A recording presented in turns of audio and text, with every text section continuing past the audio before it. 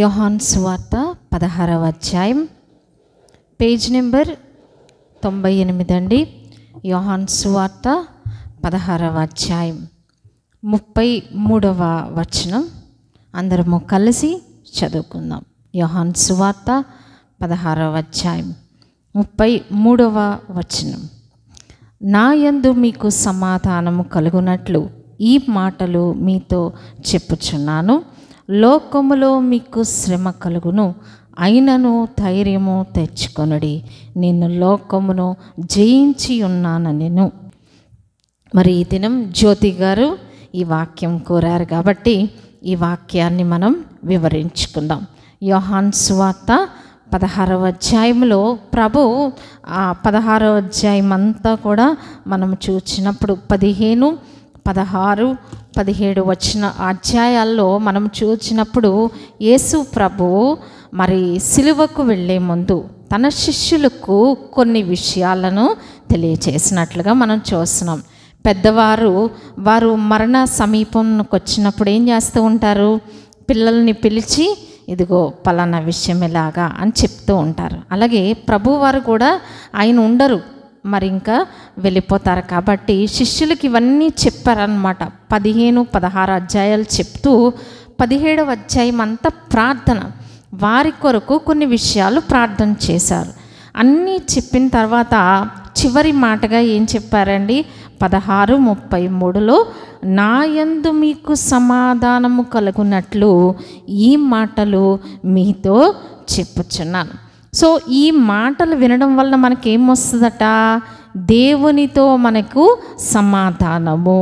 So అంటే ఇప్పుడు వరకు మనలో ఏముంది? కొంత అసమాధానం. ఎందుకంటే శిష్యులకి భయం వచ్చింది.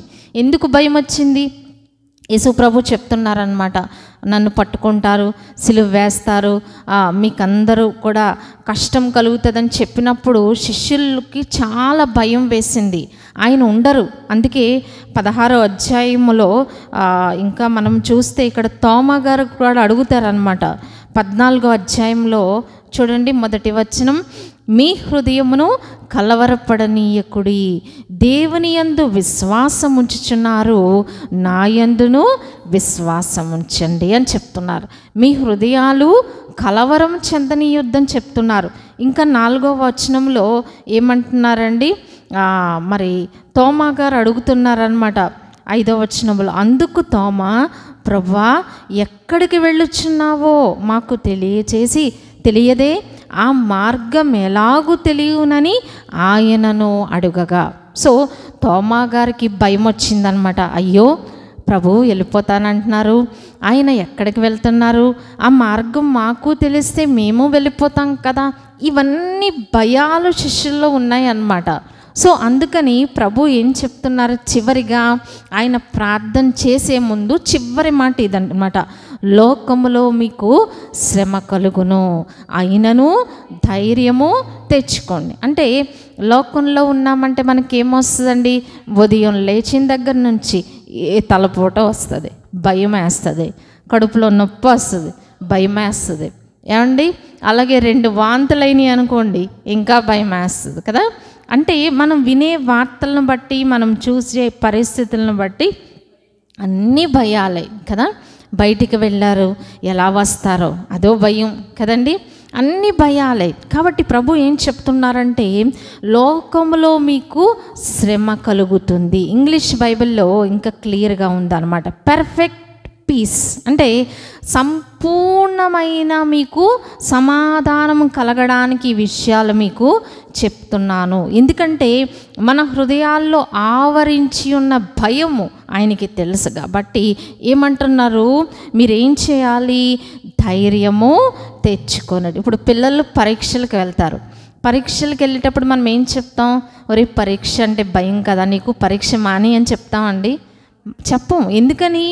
వాళ్ళు పరీక్ష రాస్తేనే మరి ఒక తరగతికి వాళ్ళు వెళ్తారు. కాబట్టి మనం పరీక్ష రాయడానికి ప్రోత్సహిస్తామా, పరీక్ష మానేయడానికి ప్రోత్సహిస్తామా? రాయమనే చెప్తాం.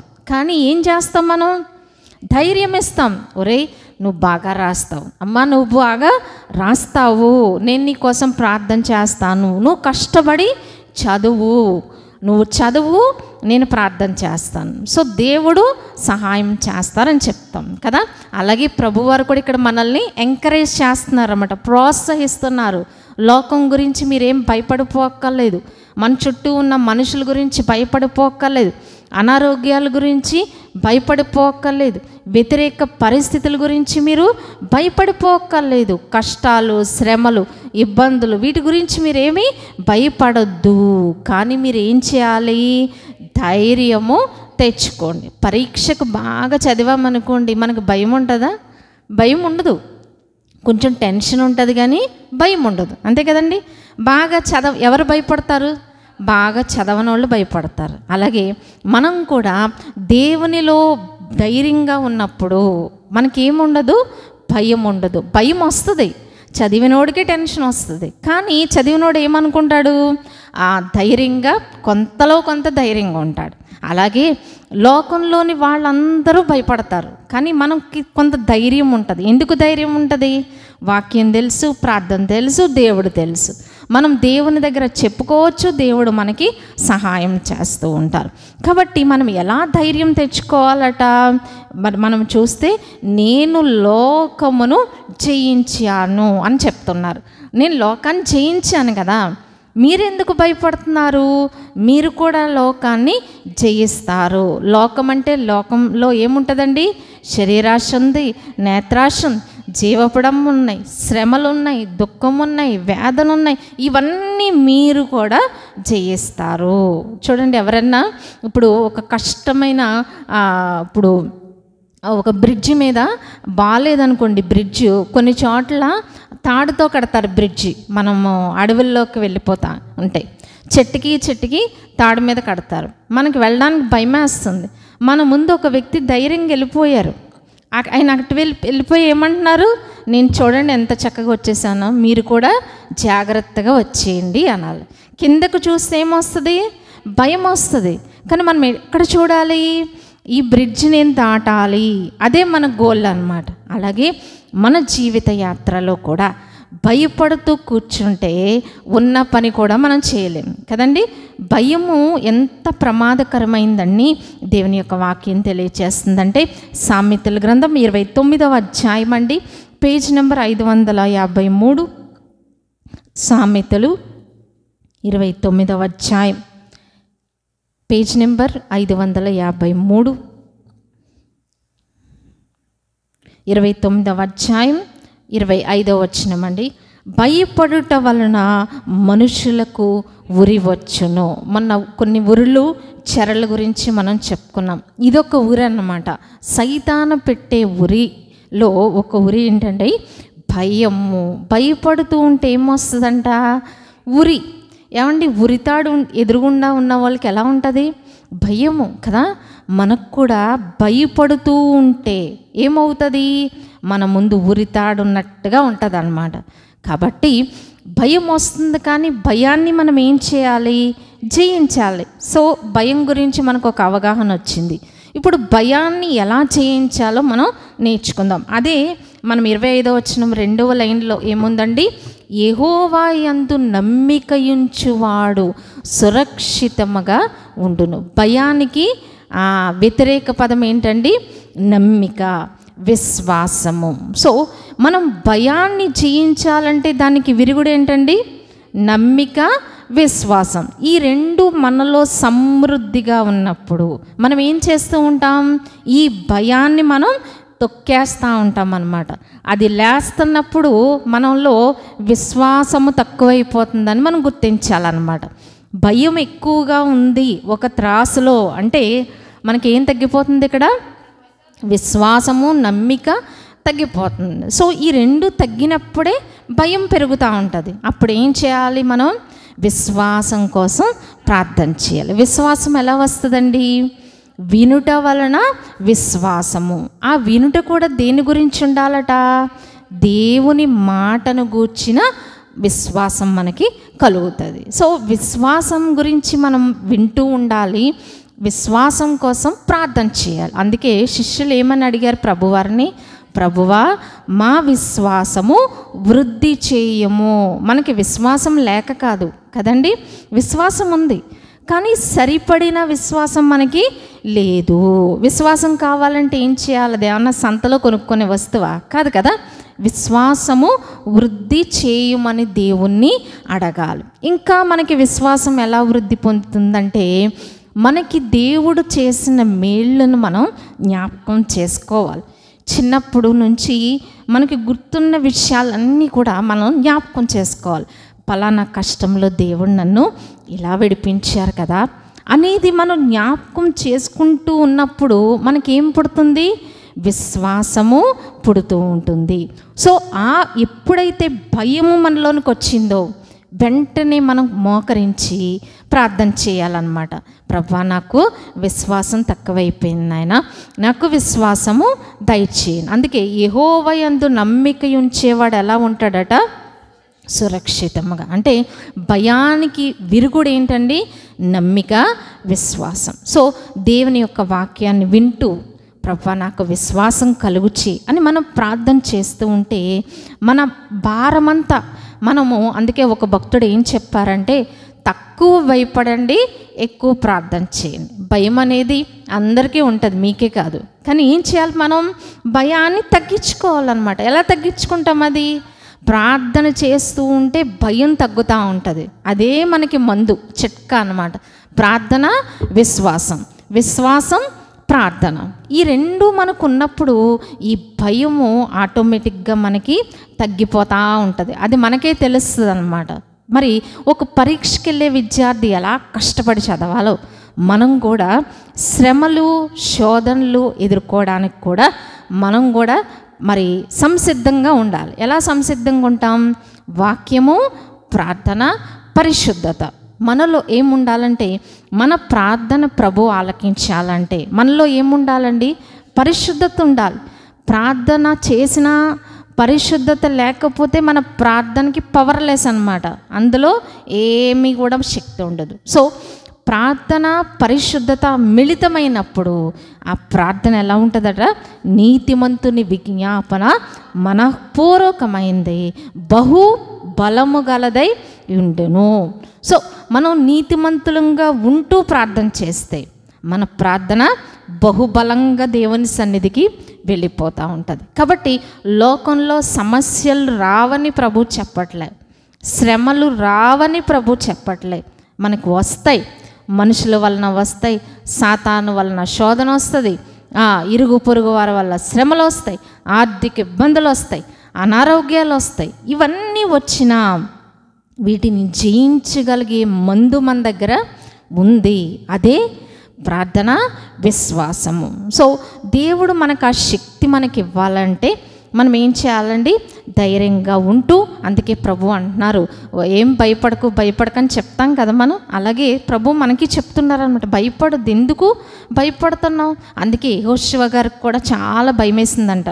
మోషే గారు చనిపోయిన తర్వాత అంతమంది సైన్యాన్ని నడపాలంటే యెహోషువ గారికి భయం వేసేసింది. అందుకే యెహోషువ గారు అంటున్నారు, దేవుడు అంటున్నారు, నువ్వు భయపడవద్దు, నిబ్బరంగా ఉండు, ధైర్యంగా ఉండు, నేను నీకు తోడుగా ఉంటాను కదా అంటున్నారు అన్నమాట. అలాగే మనం కూడా ప్రతి దినము ఉదయాన్నే ఏమడగాలి? ప్రభువుని ధైర్యం అడగాలి. ప్రభువా, ఈ దినము నేను ఎదుర్కొనే శక్తి, ధైర్యము నాకు దయచేయి. ఎందుకంటే ఏ రోజు ఏ సమస్య వస్తుందో మనకి తెలియదు కదా. కాబట్టి మనం ప్రార్థనలో స్థిరంగా ఉన్నప్పుడు మనం ధైర్యంగా ఉండగలుగుతాం. అందుకని ప్రభు మనకు ఒక వాగ్దానం ఇచ్చారండి, అది కూడా మనం జ్ఞాపకం చేసుకొని ముగించుకుందాం. తిమోతి పత్రిక, 2వ తిమోతి పత్రిక, పేజీ నెంబర్ 195 అండి. 195 తిమోతికి వ్రాసిన 2వ పత్రిక, మొదటి అధ్యాయము పేజ్ నెంబర్ 195 అండి. 2వ పత్రిక, మొదటి అధ్యాయము 7వ వచనం అండి. 7వ వచనము, దేవుడు మనకు శక్తియు ప్రేమయు ఇంద్రియ నిగ్రహము గల ఆత్మనే ఇచ్చెను కానీ పిరికితనపు ఆత్మను ఇయ్యలేదు. ఇంకొకసారి మనం చదువుకుందాం. దేవుడు మనకు శక్తియు ప్రేమయు ఇంద్రియ నిగ్రహములు గల ఆత్మనే ఇచ్చెను కానీ పిరికితనము గల ఆత్మను ఇయ్యలేదు. ఇక్కడ దేవుడు మనకి ఏ ఆత్మనిచ్చారటండి? శక్తినిచ్చే ఆత్మనిచ్చారు, ప్రేమనిచ్చే ఆత్మనిచ్చారు, ఇంద్రియ నిగ్రహములు గల ఆత్మ. ఇంద్రియ నిగ్రహములు గల ఆత్మ అంటే ఏంటండి? మన కళ్ళుని మనం కంట్రోల్ చేసుకోగలం, మన మాటను మనం కంట్రోల్ చేసుకోగలం, మనలో ఉన్న భయాన్ని మనం కంట్రోల్ చేసుకోగలం, మనలో ఉన్న నిరుత్సాహాన్ని కంట్రోల్ చేసుకోగలం, మన శరీరాన్ని కంట్రోల్ చేసుకోగలిగే ఆత్మనిచ్చారు. కానీ ఎలాంటి ఆత్మనివ్వలేదట? పిరికితనము గల ఆత్మను ఇవ్వలేదు. దేవుడు ఇవ్వంది ఎవరి దగ్గర నుంచి వస్తుందండి? సైతాన్ దగ్గర నుంచి వస్తుంది అన్నమాట. అంటే మనం పిరికితనంగా ఉంటున్నామంటే మనలో ఈ యొక్క ఆత్మ తక్కువైపోయింది. శక్తి, ప్రేమ, ఇంద్రియ నిగ్రహం గల ఆత్మ తక్కువైపోయింది. కాబట్టి మరి భయమునకు ఆపోజిట్ ఏంటండి? విశ్వాసము, నమ్మిక. కాబట్టి మీరు దేని గురించి కూడా భయపడక్కర్లేదు. మనకు దేవుడు ఉన్నారు, మనకి ప్రభువు ఉన్నారు. అందుకే తరచు మనం ఎందుకు కూడుకుంటా ఉంటాం? ఇలాగా ఆ విశ్వాసం గురించే మనం కూడుకుంటాం అన్నమాట. మీ అందరికీ ప్రార్థన వచ్చు, అందరూ ఎవరి మట్టుకు వారు ప్రార్థన చేసుకోగలరు. కానీ ఎందుకు మనం ఇలా చేరి ప్రార్థిస్తున్నామంటే సమాజముగా కూడుట వల్ల మనకి ఏమొస్తుందండి? శక్తి వస్తుంది అన్నమాట. ఇలాంటి శక్తి మనకి ఎందుకు ఉపయోగపడుతుందంటే ఏకాంత ప్రార్థనకి మనకి బలము కలుగుతుంది. ఏకాంత ప్రార్థన మనం చేయలేం ఒకేసారి. ఈ ఏకాంత ప్రార్థనలో బలము కలిగి చేయాలంటే ఎలా వస్తుంది? ఇలాంటి సమాజంతో మనమందరం కూడి వెళ్ళామనుకోండి, మాకు మేము బలం పొందుతాం, మీరు బలం పొందుతారు. మనం గృహాల వద్ద విశ్వాసముతో ధైర్యంగా ప్రార్థన చేసుకోవడానికి ఈ కూడికలు. కాబట్టి ఈ విశ్వాసం ఎలా వస్తుంది? మొట్టమొదట వినుట వలన విశ్వాసము. ఆ వినుట కూడా దేవుని మాటను గూర్చిన ఆ మాటలు మనం వింటూ ఉంటే, వాక్యాన్ని చదువుతూ ఉంటే, ప్రార్థన చేస్తూ ఉంటే, ప్రభువా ఈ వాగ్దానాన్ని మనం స్వతంత్రించుకోవాలి. ఏ వాగ్దానము? ప్రభువా నాకు పిరికితనపు ఆత్మను నీవు ఇయ్యలేదు. ఈ పిరికితనపు ఆత్మ నాలో నుండి తీసివేసి ఏమి ఇవ్వాలి? దాని స్థానంలో శక్తి, ప్రేమ, ఇంద్రియ నిగ్రహం గల ఆత్మను ప్రభువా నాకు దయచేయండి అని మనం ప్రార్థన చేసినప్పుడు మనకేమొస్తుందండి? దేవుడు ధైర్యాన్ని, శక్తిని దేవుడు మనకిస్తారు. అందుకే ప్రభు వారికి ఉన్న ఇంకొక పేరు ఏంటంటే పరాక్రమము పుట్టించువాడు. పరాక్రమం అనేది ఎవరికి కావాలనుకుంటాం? మనం సైనికులకు కావాలనుకుంటాం. అంటే యుద్ధం చేయడానికి శక్తి కావాలి. శక్తే కాదు, పరాక్రమం అంటే ఏంటండి? అదొక రకమైన మానసిక ధైర్యం అన్నమాట. అంటే నేను జయించగలను, ఈ యుద్ధం నేను చేయగలను అనే ధైర్యం. అది ఎవరిస్తారు మనకి? ప్రభు ఇస్తారు. ప్రభువా నువ్వు పరాక్రమం పుట్టించేవాడవు, నాకు పరాక్రమము పుట్టించండి. కుటుంబ సమస్యలు ఎదుర్కోవాలంటే పరాక్రమం కావాలి కదండి. మన తోటి వారిని ఎదుర్కోవాలంటే పరాక్రమం కావాలి. సైతాను ఎన్నో శోధనలు పెడతాడు, వాటిని ఎదుర్కోవాలంటే పరాక్రమం కావాలి. భయపడుతూ కూర్చుంటే ఏమొస్తుందట? ఉరి వచ్చినట్టుగా వచ్చేస్తూ ఉంటుంది. కాబట్టి భయాన్ని జయించాలంటే దేవుడిచ్చే సమాధానం మనకి కావాలి. అందుకే ఇంకొక చోట ఏమందంటే క్రీస్తు అనుగ్రహించు సమాధానం మీ హృదయములను ఏలుచుండనీయుడి. అంటే దేవుని సన్నిధిలో మనం ప్రార్థన చేసినప్పుడు ఏమొస్తుందంటే ఆయన సమాధానం మనలో ఏమవుతూ ఉంటుంది? ప్రవహిస్తూ ఉంటుంది అన్నమాట. అందుకని నదివలే సమాధానము నీ పైన పారచేయును. అంటే దేవుని సన్నిధిలో కూర్చున్నప్పుడు మనకి ఆయనతో ప్రార్థన చేసినప్పుడు, మన సమస్యలు ఆయనతో చెప్పేసుకున్నప్పుడు ఆయన మనకు ఒక రకమైన సమాధానము దేవుడు ఇస్తారనమాట. అప్పుడు మనకి ఏముండదు? భయం ఉండదు. అప్పుడు వరకు పిరికిగా ఉన్న మనం ఏమనుకుంటాం? ఈ సమస్య నేను జయించగలను, దేవుడే దీన్ని చూచుకుంటారు అనే ధైర్యం మనకి వస్తూ ఉంటుంది. కాబట్టి భయపడటం దేవుని చిత్తం కాదు. కానీ మన భయాన్ని ప్రభు సన్నిధిలో పెట్టి విశ్వాసము, నమ్మికతో ఉన్నప్పుడు సమాధానముతో ప్రభువు నింపుతారనమాట. అందుకే దేవుడు ఇంకొక వాగ్దానం కూడా ఏమిచ్చారంటే సమాధానాన్ని ఎలా ఉంచుతారంటే మన మీద అధికారులుగా. సమాధానం అధికారిగా ఉండడం ఏంటండి? చాలామంది అధికారులు ఉంటారు కదా, సూపర్వైజర్లు ఉంటారు, ఇంజనీర్లు ఉంటారు, చీఫ్ ఇంజనీర్లు ఉంటారు. కానీ సమాధానం మన మీద అధికారిగా ఉన్నప్పుడు దాని అర్థం ఏంటి? సమాధానం మన మీద ఎప్పుడూ అజమాయిషీ చేస్తుంది అనమాట. కలవరం ఉండదు, అప్పుడు భయం ఉండదు, ఆందోళన ఉండదు, దిగులు ఉండదు. మనకి సమాధానమే, ధైర్యంగా ఉంటాం. పీస్ ఆఫ్ మైండ్ అనమాట. మనకి చాలా చక్కని లోపల మనకు ఒక ధైర్యం అనమాట. చాలా ధైర్యంగా ఉండగలం. ఇంత గొప్ప ధైర్యం లోకంలో మనకి ఎవరిస్తారండి?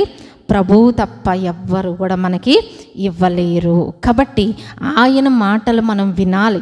అందుకే విశ్వాసము, వినుట వలన విశ్వాసం. అందుకే చూడండి, ఎవరైనా మాట్లాడితే మనకి ధైర్యం ఉంటుంది. కానీ ఎంతసేపు అండి?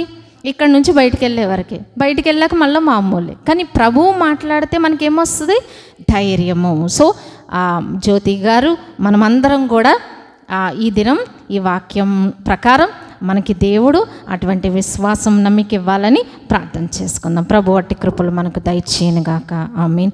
పరిశుద్ధుడా, విన్న మాటలు మాలో ఫలింపచ్చి దుష్టుడెత్తుకొని పోకుండా భద్రపరచండి. భయము, పిరికితనము మాలోండి తీసివేసి విశ్వాసము, నమ్మిక, శక్తి, ప్రేమ, ఇంద్రియనిగ్రహం గల ఆత్మను మాకు దయచేసి మాలో ఉన్న పిరికితనపు ఆత్మను పాతాళమందు బంధించి ప్రభా, మరి విశ్వాసాన్ని మేము వృద్ధి పొందించుకోగలిగే కృప మాకందరికీ దయచేయండి. విశ్వాసమునకు కర్తయు దాన్ని కొనసాగించువాడైన యేసు వైపు చూచుచు ఈ పందెములో ఓపికతో పరిగెత్తే భాగ్యము చేరివచ్చిన ప్రతి బిడ్డకును మాకును సమృద్ధిగా దయచేయమని యేసు నామమున ప్రార్థించి వేడుకొంచున్నాం తండ్రి.